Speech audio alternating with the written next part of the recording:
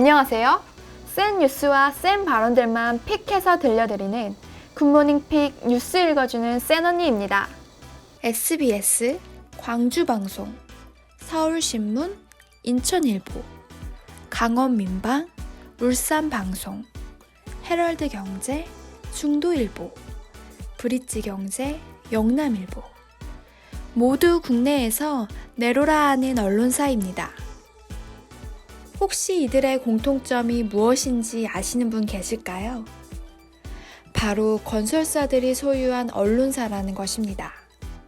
SBS의 경우 태영건설, 호반건설이 광주방송과 서울신문, 부영주택이 인천일보, SG건설이 강원민방, SM그룹이 울산방송, 중흥그룹이 헤럴드경제, 부원건설이 중도일보와 브릿지경제, 동양종합건설이 영남일보.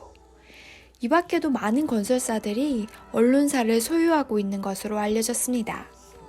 그렇다면 왜 건설사들은 이처럼 기본적으로 적자가 불가피한 사업이라 말하는 언론을 소유하고 있으며 왜 소유하고자 하는 것일까요?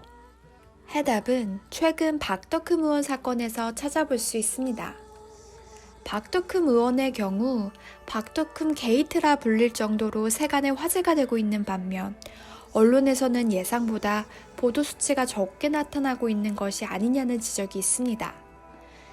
일각에서는 이러한 이유가 언론사 소유주가 대부분 건설사이기 때문 아니냐 하는 소문이 무성합니다.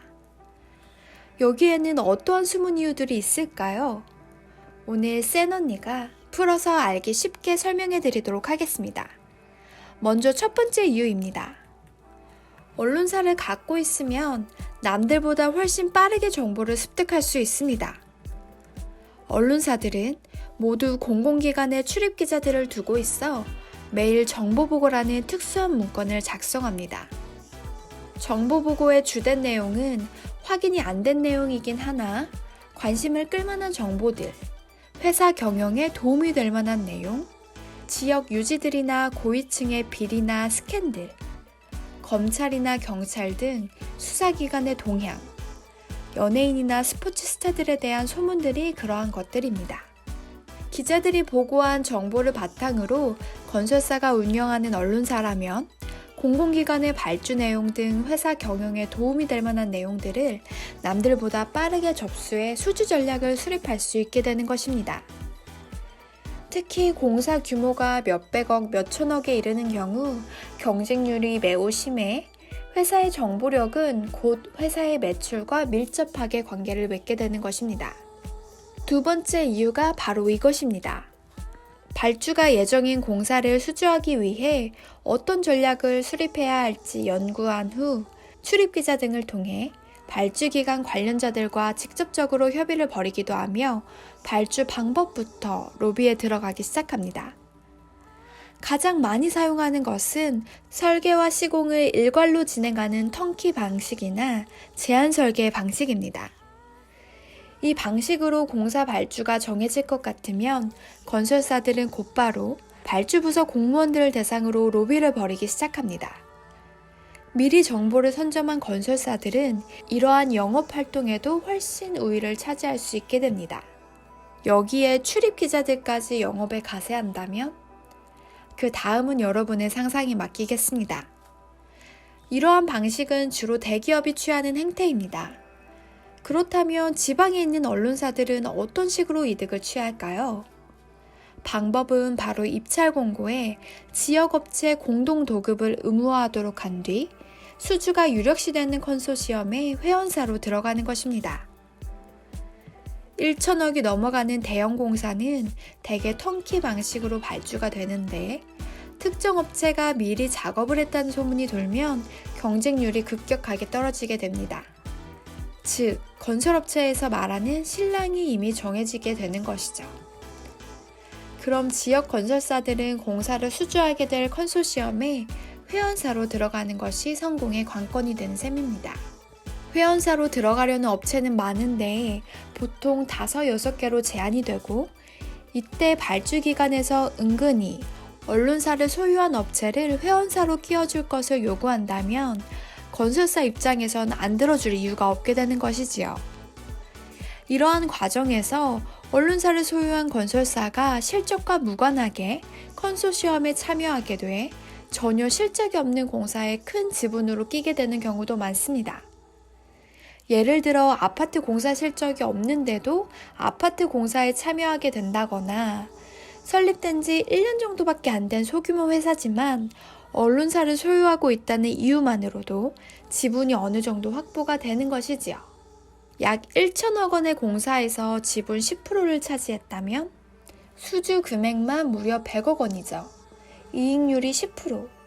아니 아주 박하게 5%라고 하더라도 언론사를 운영해서 생긴 적자를 금방 메꿀 수가 있는 것입니다. 또 10% 이하의 지분을 갖고 있는 건설사는 대개 공사에 관여를 하지 않기도 합니다. 대기업들이 모두 공사를 진행하고 이익금만 정산하는 식이죠. 이러니 관리비가 들어갈 일도 없고 땅 짚고 헤엄치는 격이나 다름이 없게 되는 것입니다. 세 번째는 건설사의 바람막이 역할로 언론사가 안성맞춤이라는 것입니다. 언론사는 유난히 동업자 의식이 강하기도 하고 서로의 약점을 잘 알고 있기 때문에 웬만하면 서로 잘 건드리지 않습니다. 그렇기 때문에 다른 언론사들로부터 괴롭힘을 당할 가능성이 줄어들기도 하며 여러 뉴스거리로 휘말릴 때 훨씬 유리한 고지를 점하게 되는 것입니다. 마지막 네 번째 이유로는 언론사 사주로서의 장점을 얻을 수 있다는 것입니다. 언론사 사주로 등극하는 순간 일종의 신분 상승 효과를 누릴 수가 있는 것이지요. 특히 지역의 경우 경찰청장, 검사장, 법원장 등을 쉽게 접촉할 수 있고 만날 수 있게 됩니다. 일반 기업이라면 사실 엄두도 못 내지만 언론사는 사업의 특성상 이들을 쉽게 만날 수 있는 장점이 있습니다. 조그만 건설사 회장에서 곧바로 지역 유지로 신분이 상승된다면 얼마나 좋겠습니까? 바로 이러한 이유 때문에 건설사들이 언론사를 소유하고 있는 것으로 분석해 볼 수 있겠습니다. 언론사들은 다양한 명분으로 진짜 속내를 감추려 할지 모르겠으나 이러한 관행은 저널리즘 측면에서도 매우 부정적인 것이 사실입니다. 진정한 지역 언론의 시대를 열기 위해서라도 이러한 문제에 대해 보다 많은 사람들이 관심을 갖고 뿌리를 뽑아낼 수 있도록 관련 법안들을 조속히 논의해야 될 것으로 여겨집니다. 제가 쉽고 자세히 설명해 드리려고 노력했는데 이해가 잘 되셨을까요? 앞으로도 쌤언니는 보다 깊이 있고 재미있는 이야기들을 갖고 여러분을 찾아오겠습니다. 감사합니다.